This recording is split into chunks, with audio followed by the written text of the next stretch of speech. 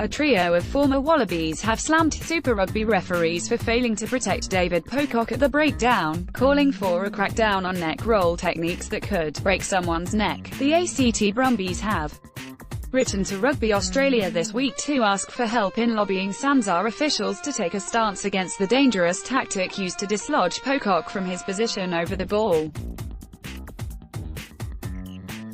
Two Hurricanes players escaped with slaps on the wrist from Super Rugby after one grabbed and twisted Pocock's head and the other flipped the Brumbies' open-side flanker upside down. The illegal play enraged the Brumbies, particularly because World Rugby issued an edict to protect players' heads and that the minimum penalty for such actions was a yellow card on the field.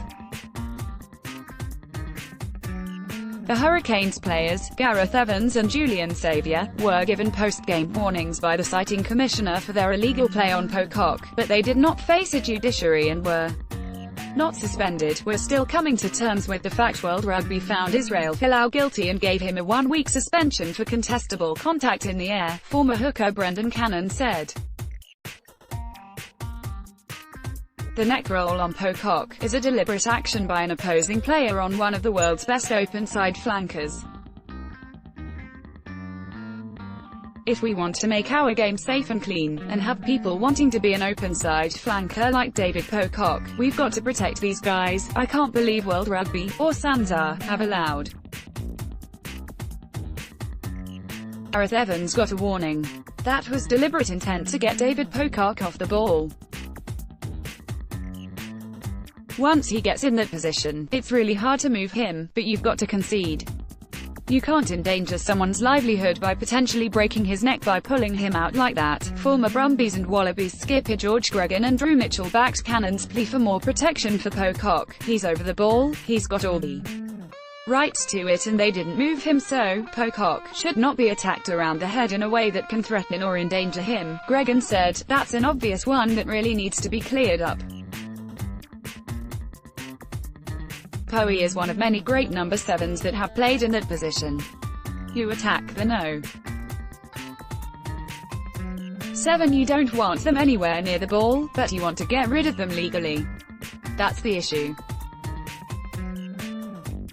Do it properly, don't endanger the person." The World Rugby edict 2 years ago was for a zero-tolerance stance against all dangerous tackles, which included grabbing and rolling or twisting around the head, neck area even if the contact starts below the line of the shoulders. The Brumbies are furious. Super Rugby has allowed teams to illegally target Pocock at the breakdown. The club was told earlier this season a neck roll on Pocock by a Highlanders player didn't even warrant a warning. Pocock has been in brilliant form this season after returning from a 12-month Australian rugby sabbatical.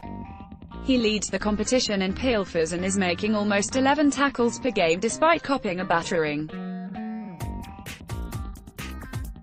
The 30-year-old will be crucial to the Brumbies' hopes of keeping their season alive when they play the Chiefs in Hamilton on Saturday.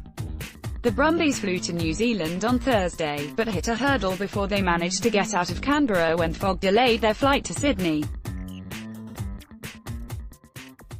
The Brumbies need to win their last 2 games of the regular season and rely on results in other games to be any hope of making the finals for a 6th consecutive year.